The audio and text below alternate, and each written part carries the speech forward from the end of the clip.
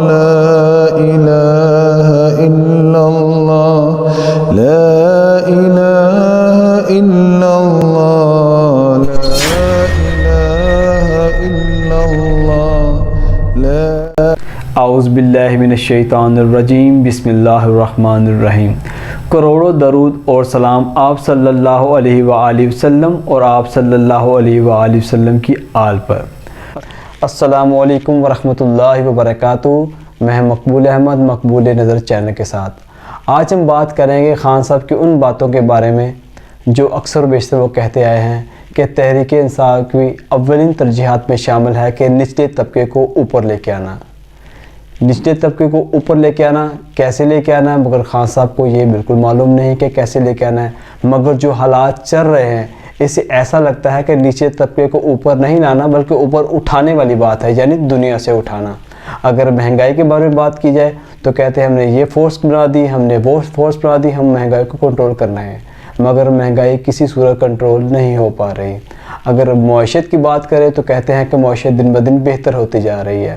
اگر آپ مہنگائی کو دے کر بات کرنا چاہتے ہیں اور معیشت کے بارے میں بات کرنا چاہتے ہیں تو صرف 2018 سے لے کر 2020 تک کی قیمتوں کا آپ موازنہ کر سکتے ہیں۔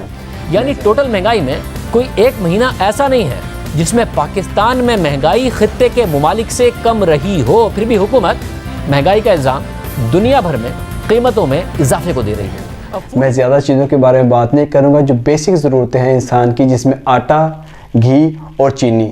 خان صاحب ان صرف 3 چیزوں کے آپ پرائس 2018 اور 2020 میں فرق دیکھ لیں تو آپ کو پتہ چل جائے گا کہ آپ کی حکومت کے کارنامے کیا ہے، کیا آپ عوام کو ریلیف دے پا رہے ہیں یا نہیں، یا یہ صرف باتوں کی حد تک ہے۔ کیونکہ جنوری سے ستمبر تک کوئی ایک مہینہ ایسا نہیں ہے کہ جب پاکستان کی مہنگائی یا صرف کھانے پینے کی اشیاء کی مہنگائی خطے کی اوسط مہنگائی یا پوری دنیا کی اوسط مہنگائی سے کم رہی ہو۔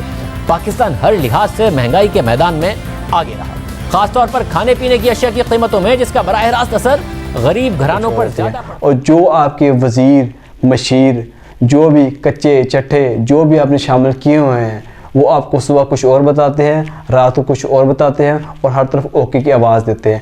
آپ اس طرح کریں، آپ خود جائیں اور ایک دن کسی بھی بازار میں جا کر کسی بھی شخص سے، کسی بھی عام آدمی سے آپ پوچھ سکتے ہیں تو وہ آپ کو آئینہ دکھا دے گا کہ آپ کی حکومت نے عام آدمی کو کیا ریلیف دیا ہے اور کیا نچلا طبقہ اوپر آ رہا ہے یا بالکل اوپر ہی جایا جا رہا ہے۔ ٹھیک ہے، اگر آپ نچلے طبقے کو ریلیف دینا چاہتے ہیں تو یہ چند تجاویز عمل میں لائی جا سکتی ہیں۔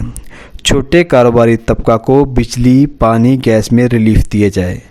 مثلاً جو بجلی کے 300 یونٹ استعمال کرتے ہیں ان کو ڈومیسٹک یعنی گھریلو صارفین میں شامل کیا جائے، اور جو 300 یونٹ سے زیادہ استعمال کرتے ہیں ان کو کمرشل ہی رہنے دیا جائے۔ اسی طرح پانی اور گیس میں ریلیف دیا جائے۔ اگر اسی طرح آپ اگر ان کو ریلیف دیں گے تو مہنگائی میں کمی آئے گی اور عام آدمی کو ریلیف ملے گا، اور جو چھوٹے سے چھوٹا طبقہ ہے جو کاروبار سے سب بھاگنے کی کوشش کر رہا ہے وہ معیشت کو بہتر بنانے میں مددگار ثابت ہو سکتے ہیں۔ اسی طرح آپ گیس میں ریلیف دیں، اسی طرح آپ بجلی اور پانی میں ریلیف دیں تو بہت سارے معاملات حل ہو سکتے ہیں اور مہنگائی میں کنٹرول بھی ہو سکتا ہے۔ ناظرین، اگر آپ کو یہ میری باتیں اچھی لگے تو ان کو لائک کیجیے گا اور شیئر کیجیے گا۔